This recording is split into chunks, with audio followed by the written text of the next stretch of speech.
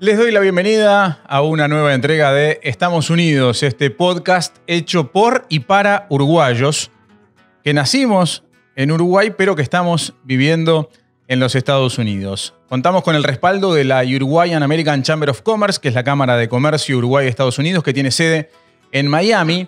Y nosotros estamos produciendo este programa desde los estudios de KRH Media en la ciudad de Miami. Y nuestro invitado de hoy también está en Miami, en el sur de la Florida. Le damos la bienvenida a Juan Martín Díaz. ¿Cómo te va, Juan? Un placer tenerte en Estados Unidos. Muchas gracias, el placer es mío. ¿Cómo están? Bien, muy bien. Bueno, siempre hacemos como una carta de presentación que tiene que ver con la actividad, pero sobre todo también con el punto de origen de tu historia en los Estados Unidos. Vos sos periodista, pero has ido, digamos, adaptando tu actividad a distintos rubros. Ya me vas a contar en qué estás actualmente. Pero ¿cuándo comienza el Juan Martín uruguayo en Estados Unidos? Comienza en el año 2005. Se hace ya mucho tiempo. 15 años. Sí, más o menos. Sí, en el 2000, fue en julio del 2005 que me mudé para acá, para Estados Unidos, para Atlanta. ¿Qué te trajo a los Estados Unidos? Ahí está. Y me trajo CNN, básicamente.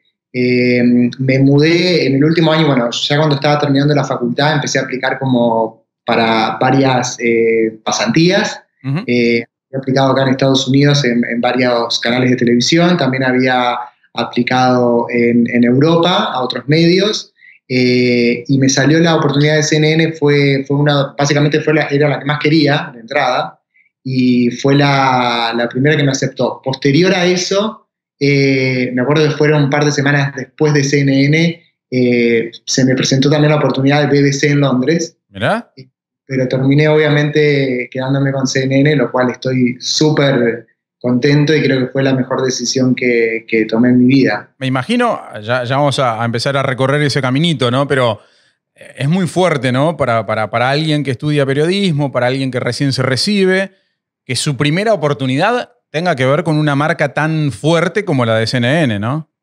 Sí, fue una experiencia, en verdad lo loco fue que a medida que iban pasando los meses, es como que también me iba dando cuenta de dónde estaba, porque al principio es como que llegás y es como un bombardeo de todo nuevo, ¿no? Claro, de ciudad nueva, de gente nueva, de horarios diferentes para trabajar, o sea, era básicamente un montón de cosas que a medida que iban pasando los meses me iba dando cuenta de la oportunidad que tenía ahí, ¿no? Y obviamente tratando de aprovechar al máximo porque no sabía cuándo se iba a terminar. Entonces era como que fue como, básicamente creo una de las cosas más lindas que me pasó, siempre digo eso, y una de las mejores experiencias, ¿no? Porque fue como que puse en práctica todo lo que traje de Uruguay a nivel de teorías de comunicación y demás. ¿Cuál era tu misión concreta en el canal, Juan? Pasé por todo. Lo primero, yo llegué en una especie de pasantía, se seleccionaban de varios países estudiantes ya terminando la carrera y venías con la opción de estar 3 meses acá, ¿no? Era un plan de estudiantes, digamos, de pasantía de estudiantes. A término. Exacto. Al final cuando llegamos, empezamos con la parte de entrenamientos y demás, nos empiezan a ir ubicando en diferentes departamentos dentro de CNN, ¿no?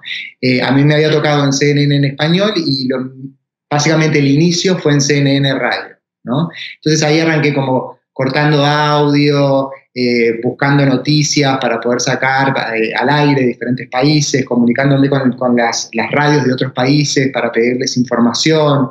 Y lo que hacíamos era producir un show que iba cada 1 hora de 3 minutos, ¿no? Esa parte, yo tenía básicamente una función muy pequeña al principio. ¿Cuánto te lleva a adaptarte a ese concepto del show? Porque nosotros hablamos de programa, ¿no? Y acá se habla de show, y para nosotros el show es otra cosa. Exacto, fue muy raro, muchas cosas eran muy raras, eran todo muy diferentes. Yo venía a trabajar también en radio en Uruguay desde muy chico, arranqué, que después te voy a contar un poco acerca de eso, pero claro, fue como estar produciendo, o sea, un show cada 1 hora, o sea, donde básicamente teníamos 45 minutos, 50 minutos para sacar un segmento muy corto de show, era demasiado, era una cosa muy, muy rara, ¿no? Pero al final te vas adaptando, con la marcha de lo que venís haciendo te vas adaptando. ¿Dónde habías hecho radio en Uruguay? Yo en Flores, yo soy de Flores, de Trinidad, y arranqué haciendo radio en la emisora local. Después me fui a hacer, básicamente hice radio también en otras radios dentro de Flores FM. Sí. Tuvimos un programa, ¿verdad?, que era los domingos, una vez por semana, con una amiga, pero mi inicio fue muy chico, me acuerdo que tenía 12 años, 13 años. Mirá. Un segmento en el morning show de esta radio de Flores. Me acuerdo que quien me dio la oportunidad en su momento fue Ariel Pérez, que hoy es muy conocido, trabaja sí, claro.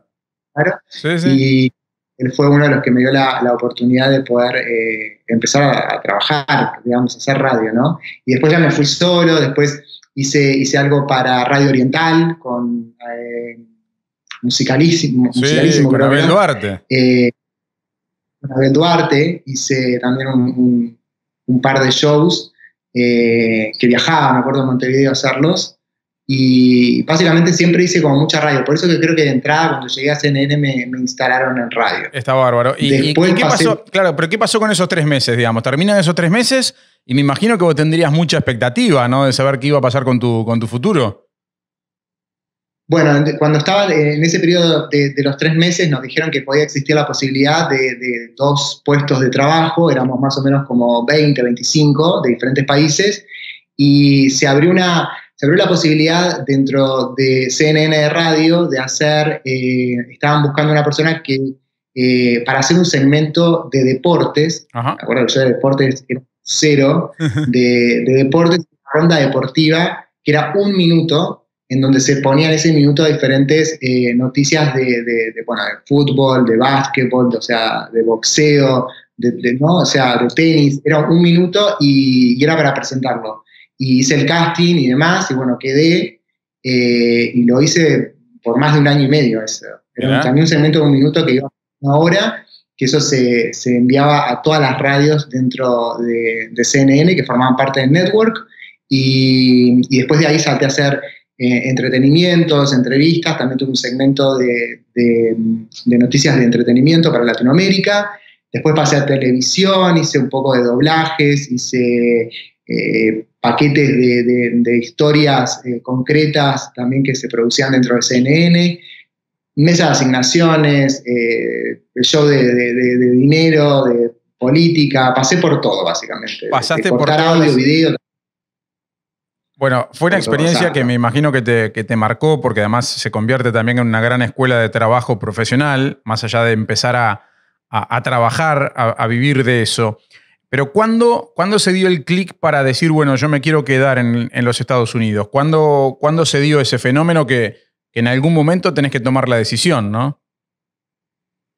Bueno, al principio, después que pasaron los 3 meses, fue cuando empecé a tener los contratos anuales, ¿no?, que iba renovando año a año. Y fue como que, bueno, el primer año dije, bueno, intento 1 año más y veo que otras oportunidades hay. Creo que la palabra intentar jugó un rol importante en esto, porque era como que yo pensaba que cada año que me iba quedando iba a ser como para poder aprender más, para poder adquirir conocimiento de la gente que estaba y en algún momento volcarlo en Uruguay, ¿no? Pero creo que después ya básicamente del 3er año es cuando te das cuenta de que ya ese volver ya lo empezás a dudar. Es como que ya le vas agarrando el sabor a cómo se trabaja acá, ya vas aprendiendo mucho más, ya vas como ganándote un lugar también. ¿Qué cosas te fueron seduciendo? Ahí va. ¿Qué cosas te fueron seduciendo? Y más allá de lo estrictamente profesional, ¿no?, para ir madurando esa decisión de apostar a los Estados Unidos. A mí creo que lo que más me llamó la atención y me gustó fue ir aprendiendo de la gente que laburaba. Creo que fue increíble trabajar con productores que venían trabajando en CNN 15, 20 años y que tenían una cabeza totalmente diferente. Creo que fui aprendiendo un poco de cada uno, ¿no?, de ellos, de los productores, presentadores, reporteros. Aprendí mucho también de todos los reporteros de diferentes países, ¿no? Al estar el día a día trabajando con reporteros en México, cubriendo historias con ellos, adquiriendo, o sea, compartiendo contactos, porque me acuerdo que en su momento, cuando yo llegué, tenía una agenda muy pequeña, más que nada rioplatense, Claro. y me acuerdo que al terminar mi trabajo en CNN, obviamente tenía una agenda enorme por todo esto de estar el día a día trabajando con productores de diferentes países. ¿Cuánto tiempo duró esa etapa entonces? Más o menos 6 años. 6 años. Sí. Y creo que eso fue y además como las oportunidades iban surgiendo, era como que se iban abriendo puertas, entonces era como que por ahí ya entrabas a trabajar en una parte dentro de CNN y después sabía que podía existir la posibilidad de pasarte a otro departamento, que existía la posibilidad de poder presentar un show una vez por semana, de que podía existir la posibilidad de salir a cubrir historias afuera, producir cosas. Creo que todo eso fue lo que me fue enganchando como para quedarme y obviamente sabés que hay un montón de oportunidades que podés lograr, que podés conseguir. Y además, por los tiempos que me estás manejando, como que viviste una etapa de una gran transformación en lo tecnológico para los medios de comunicación, ¿no? Es decir, seguramente viste un montón de cambios, ¿no? En el modo de trabajar, pero sobre todo en las herramientas que se utilizan, ¿no? Que eso es muy enriquecedor para todos, ¿no? Totalmente. Por ejemplo, yo lo que no viví, digamos, de la mano de CNN es la parte de lo que es social media, por ejemplo, las redes sociales, que básicamente es media, también es parte de lo que se consume. Hoy en día es el canal, creo que, más rápido de consumo que existe, ¿no? Esa parte no la tuve, básicamente. O sea, hoy, por ejemplo, CNN, la plataforma a nivel digital que tiene es un monstruo. O sea, es un consumo continuo y básicamente es la creación de noticias al minuto. O sea, es algo de locos. Ahora es un desafío. Esa parte no la viví. Ahora esto te lo pregunto de periodista a periodista y después volvemos al camino. Porque hablas de las redes y a mí me interesa mucho debatir sobre el desarrollo de las redes y cómo aterrizan los medios de comunicación tradicional, pero sobre todo los canales de noticias en las redes y los riesgos que se asumen también, ¿no? A veces, producto de esto del cuentagota permanente, ¿no? ¿Qué mirada tenés vos a propósito de eso, de cómo se paran hoy los medios de comunicación con las redes sociales en la mano? Yo creo que es que depende un poco también del medio. Hay una retroalimentación de las redes sociales con el medio y el medio también con las redes sociales.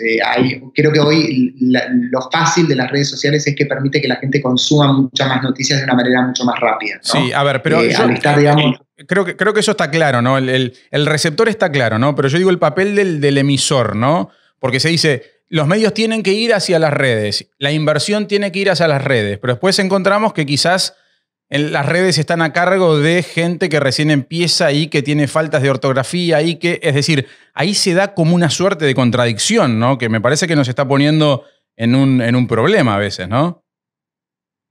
Sin duda, yo creo que también los medios han tenido que ir adaptándose a esto que vos decís, porque al ser tan masivo la manera que se está generando noticia, ¿no? Por ejemplo. Pero me parece que la fuente es muy importante, o sea, depende del medio, es diferente por ahí a nivel de redes sociales, por ejemplo, New York Times, que por ahí que otro medio, que sabes que dentro del departamento de digital hay una persona que tipo tiene una trayectoria fuerte, que es un medio fuerte, que es creíble. Si bien también hay, por supuesto, que hay un montón de noticias que no son creíbles, que es lo que llamamos fake news, sí. Pero yo creo que juega un papel muy importante el medio en el que consumimos las noticias en las redes sociales. Pero la reputación de un medio hoy, ¿se puede jugar en las redes sociales? ¿Crees que, por ejemplo, un error grave de un medio en redes sociales puede tener la misma repercusión que en la pantalla, por ejemplo? Yo creo que seguro lo vemos mucho más en las redes sociales que en la pantalla. Eso sí estamos claros. Creo que sí existe, por esta masividad de noticias a nivel de redes sociales, creo que da lugar a más errores también, eso sin duda. Coincido con vos en lo que decís, que también hay mucha gente, que hay muchas publicaciones, hay muchos medios que hoy en día tienen gente que recién empieza, sin duda que es verdad, pero de nuevo, caigo que es importante, o sea, hay que tener en cuenta un poco el medio en el que uno consume en redes sociales. Creo que juega un factor muy importante, el medio en el que uno sigue, ¿no? En las redes sociales. Bien. Volvamos al día después de CNN. ¿Qué pasó después que decidiste no seguir en la cadena?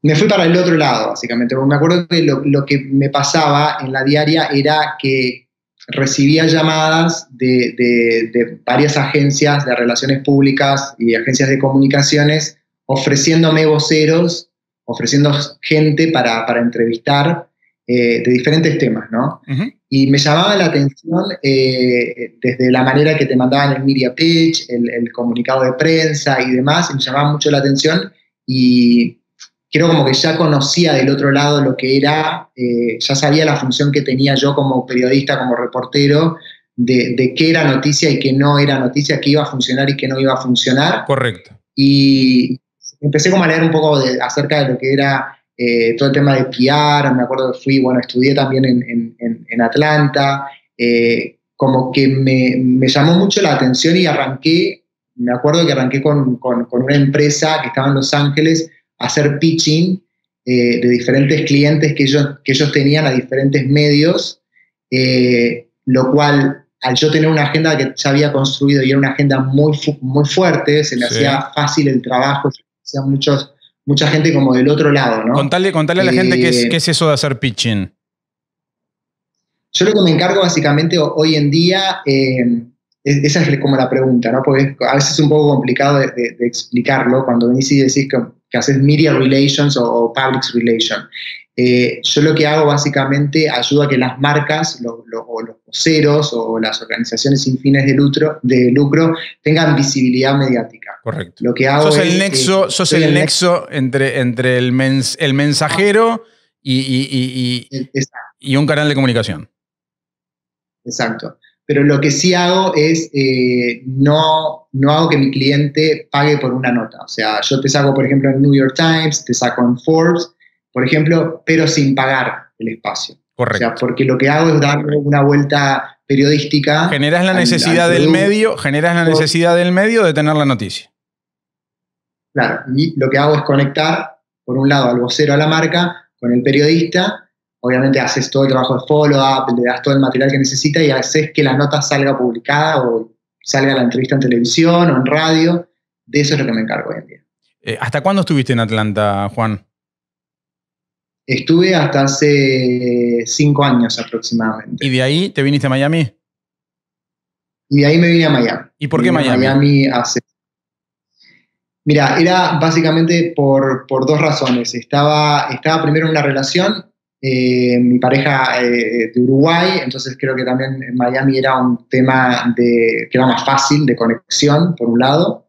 Por el otro lado también porque oportunidades se fueron presentando, se venían presentando, pero también era como que no sabía cuándo era el momento exacto. ¿Estabas en una relación a distancia, digamos? ¿Estabas en una relación a distancia?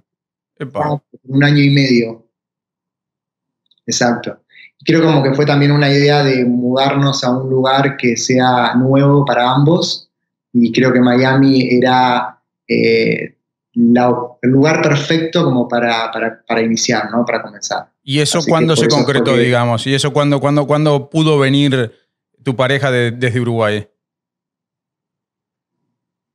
Va a ser 5 años aproximadamente. Ah, bien. Sí.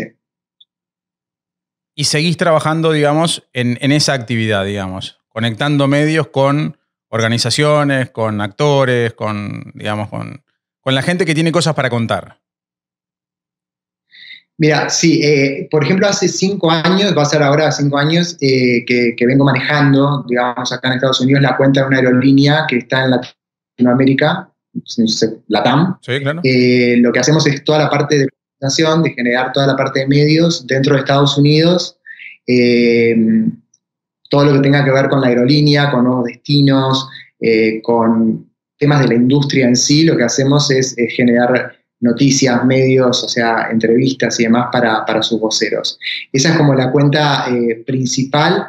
Después tenemos políticos, empresas sin fines de compañías sin fines de lucro, organizaciones sin fines de lucro, básicamente, turismo un montón también, diferentes empresas que lo que hacemos es posicionarnos a nivel de medios, entrenamientos a los voceros, todo el tema de crisis también, en caso de que surja una crisis para la marca, tratar de solucionarlo y darle visibilidad positiva.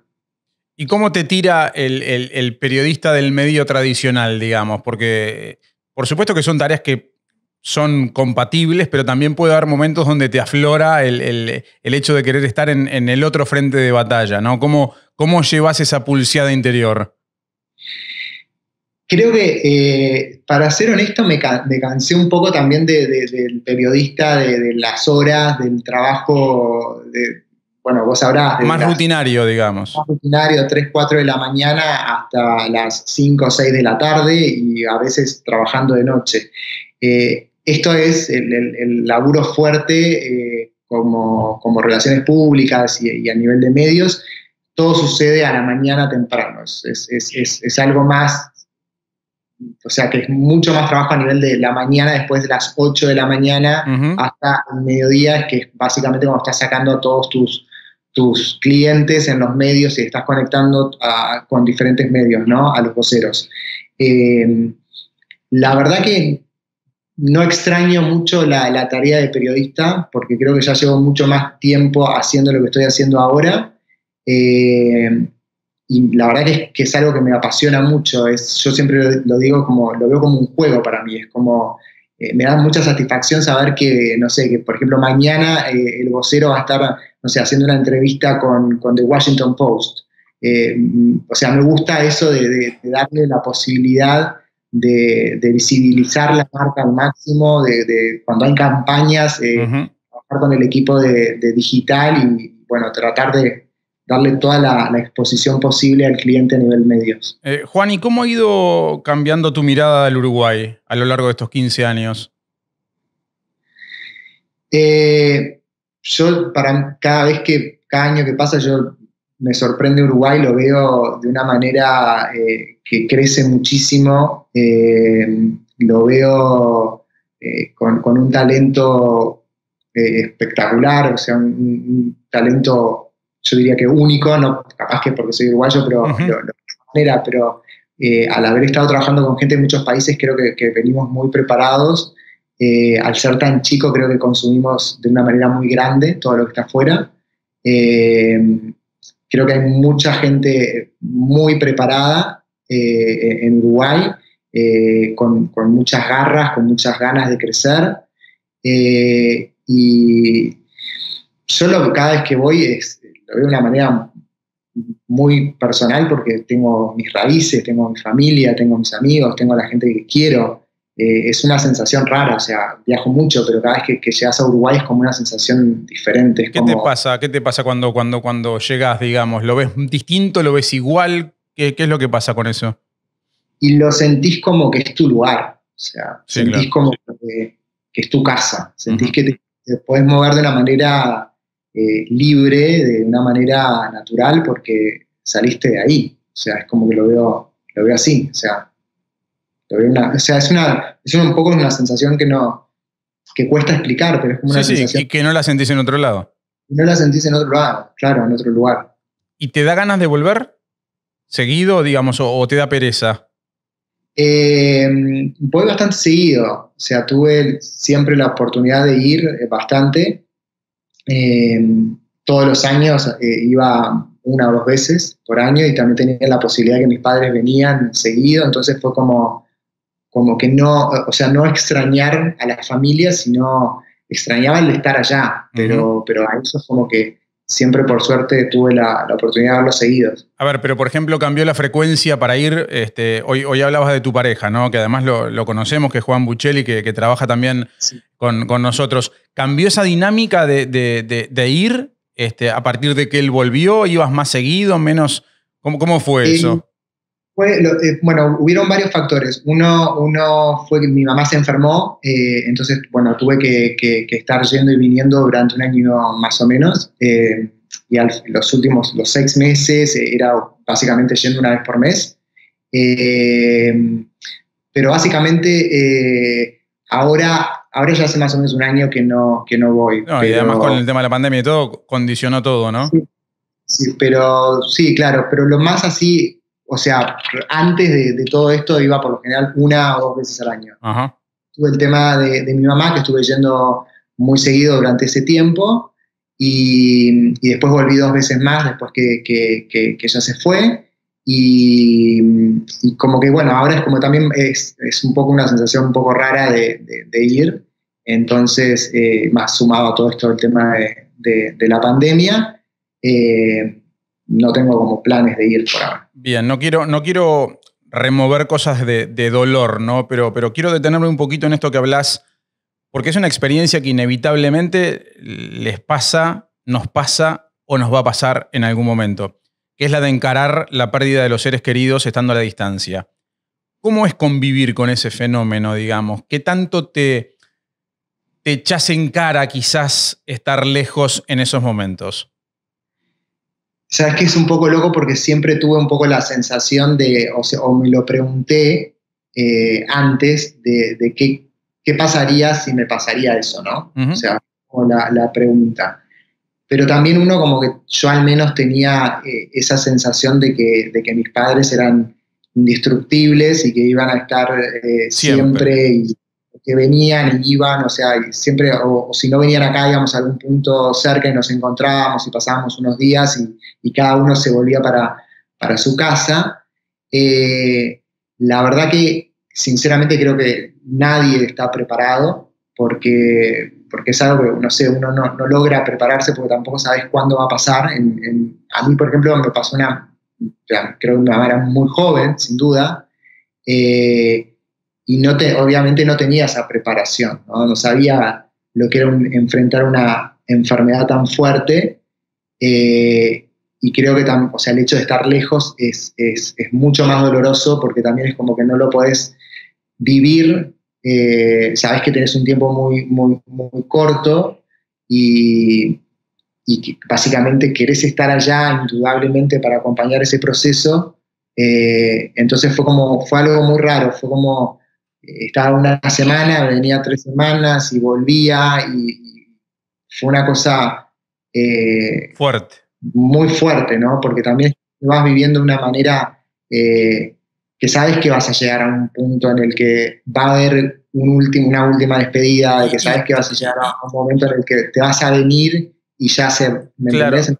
Y volver después de esa última despedida, ¿es más pesado? ¿Se hace más complicado? A mí se me hizo muy complicado. A mí se me hizo muy fuerte el llegar a casa y que estuviese todo de la misma manera y que no estuviese ella. Claro.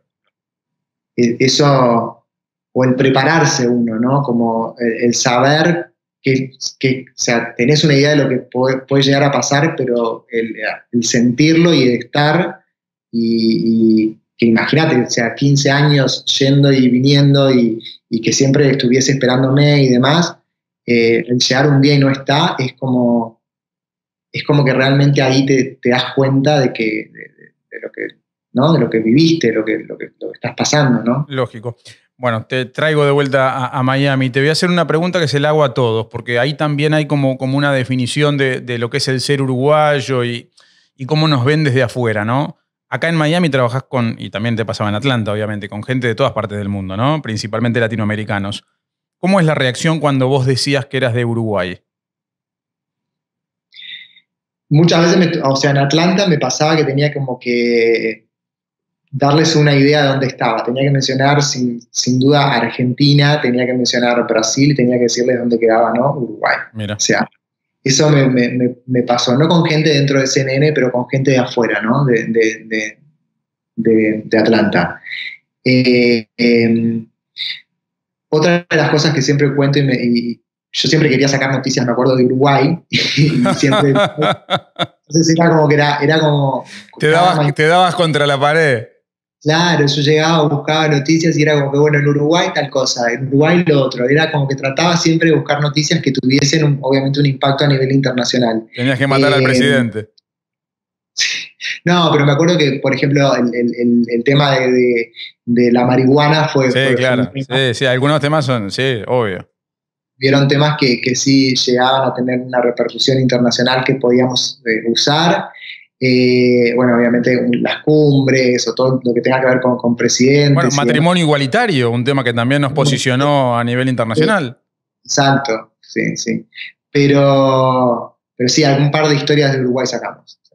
Bien, pero y acá en Miami, con los que no, con los que nos conocen, con los que saben dónde está Uruguay y todo, vos decís, soy uruguayo, ¿qué piensan del uruguayo? ¿Cómo nos ven? Como buena gente. Mirá. Nos ven como buena gente. Yo creo que por ahí nos preguntan, o a veces, no sé, te debe pasar a vos, que te dicen, ¿sos argentino? O decís, no, soy uruguayo.